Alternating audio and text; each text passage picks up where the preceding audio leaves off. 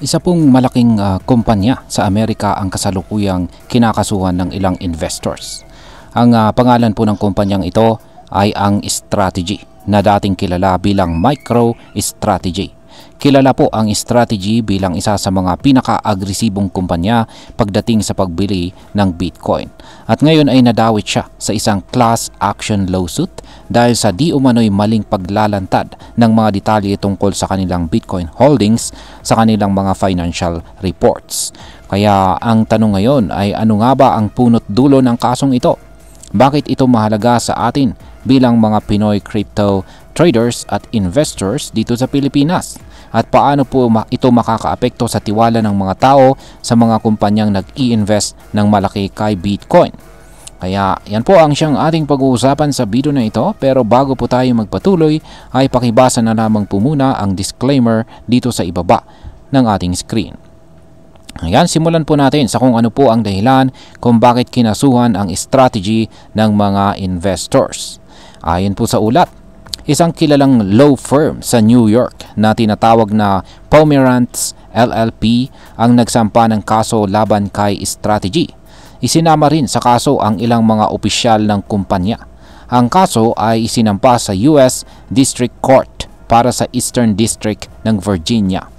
Ang mga nagrereklamo sa kasong ito ay mga investors na bumili ng stocks ng Strategy mula April 30, 2024 hanggang April 4, 2025. Ang sinasabi nila ay nilabag daw ng Strategy ang Federal Securities Laws, partikular po sa Section 10B at saka Section 20A ng Securities and Exchange Act. Ang pinakamatinding aligasyon, nagbago raw ang strategy ng accounting method sa paraan ng pag-report ng kanilang Bitcoin value nila nang hindi maayos na ipinapaliwanag sa kanilang mga investors kung ano ang epekto ng pagbabagong iyon. Sa madaling salita, parang may tinatago raw na mahalagang impormasyon. Yan, ngayon ay paano nga ba nagbago ang accounting model ng Strategy? Simula pa noong taong 2020, ang Strategy ay kilala po na bilang Bitcoin Treasury Company. Sa madaling salita ay itinuturing nilang parang gold reserve ang Bitcoin at parte na ito ng kanilang long-term strategy. Bumili po ang Strategy ng malaking halaga ng Bitcoin gamit ang sariling cash reserves, pati na rin galing sa stock at saka utang. Ngunit noong January 1, 2025 ay sinunod po ng Strategy ang bagong accounting standard na tinatawag na FASB-ASU 2023-08. Ayan. Ano nga ang ibig sabihin yan? Kailangan nating gamitin ang tinatawag na fair value accounting. Sa sistemang ito, kailangan ipakita sa financial reports ang real-time market value ng Bitcoin holdings kahit hindi pa ito binibenta. Dati ginagamit po ng Strategy ang tinatawag na costless impairment model. Sa dating modelo, i-record lang ang losses kapag bumaba ang presyo ni Bitcoin. Pero kapag tumaas ito, hindi nire-record ang gain hanggang hindi pa nabebenta ang asset. Kaya ngayon, dahil po sa bagong modelo, lahat ng galaw ni Bitcoin pataas man o pababa ay kailangang makita sa financial reports. Ang sunod na tanong natin dito ay gaano po kalaki ang nawalang halaga kay Strategy dahil kay Bitcoin? Sa unang quarter po ng taong 2025, inamin mismo ng kumpanya na nawalan sila ng halos $5.91 billion sa kanilang financial statement. Isang unrealized loss na bunga ng bagong fair value accounting. Ibig sabihin ay hindi pa nila binibenta ang Bitcoin, pero dahil bumaba ang presyo sa panahong iyon, kailangan nilang i-report ito bilang malaking pagkatalo sa accounting records nila.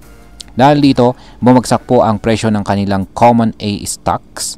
Yan, Common A stock ng halos 8.67% o katumbas po yan ng $25.47 per share. Mula po sa dating presyo na $293.61 pababa sa $268.14.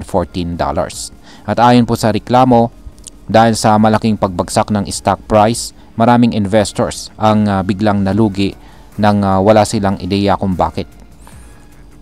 Ayan, pagkatapos ay kinumpirma rin ni Strategy na ang kinumpirma po ng Strategy ang malaking loss ay direkta dahil po sa epekto ng bagong accounting rule. Yan, ngayon ay patuloy po ang pagbili ng strategy ng Bitcoin kahit may kaso.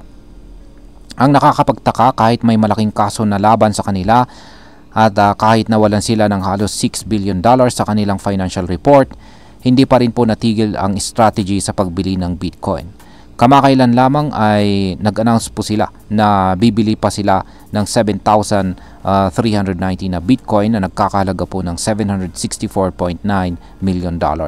At sa kabuuan, hawak na ngayon ng strategy ang mahigit 576,230 na Bitcoin na kanilang binili sa halagang $40.18 billion. Ang average price po ng bawat isa ay nasa $69,726. Pero ngayong May 2025, ang presyo po ni Bitcoin ay umabot na sa $103,745. Kaya ang kabuang value po ng kanilang Bitcoin holdings ay nasa $59.78 billion na. Ibig sabihin ay kahit may loss silang na-report dati, ngayon ay panalo pa rin sila kung titignan sa kasalukuyang market value. Kaya yan. Ngayon is ano po ang epekto nito para sa atin bilang mga Pinoy crypto traders at investors ni Bitcoin? Kung isa ka po sa mga Pinoy na may holdings ng stock ng strategy, malamang ay naapektuhan ka rin ng biglaang pagbagsak ng presyo ng kanilang shares. Pero para po sa karamihan sa atin na mas focus kay Bitcoin mismo, may dalawang leksyon tayong pwedeng matutunan. Una, importante po ang transparency ng isang kumpanya, lalo na kung publicly listed ito. Dapat malinaw kung paano po nila nire-report ang kanilang financial status, lalo na kung crypto-related ito. Pangalawa, kahit na bullish pa ang isang kumpanya tulad ni Strategy, hindi ibig sabihin na hindi ito maapektuhan ng market volatility at saka accounting standards. Lalo na kung naglalagay tayo ng investment sa mga kumpanyang may malalaking exposure sa crypto. Ayan, bilang panghuli, ang masasabi ko naman tungkol dito ay sa aking pananaw, may pagkukulang talaga po ang strategy sa paraan ng pagpapaliwanag nila sa kanilang bagong accounting model. Kung sana ay naging mas bukas sila sa posibleng epekto nito, baka hindi nagulat at nalugi ang maraming investors. Pero sa kabilang banda, hindi rin natin maitatanggi ang long-term conviction ng strategy kay Bitcoin. Sa kabila ng kaso, bumibili pa rin sila ng mas marami. Malinaw na naniniwala sila sa potensyal ni Bitcoin bilang digital gold. Sa huli, ang pinaka-importanting aral po para sa atin bilang mga Pinoy crypto traders and investors ay lagi po tayong magbasa at mag-research ng mabuti, hindi lang tungkol sa presyo ng crypto, kundi pati sa mga kumpanyang involved dito.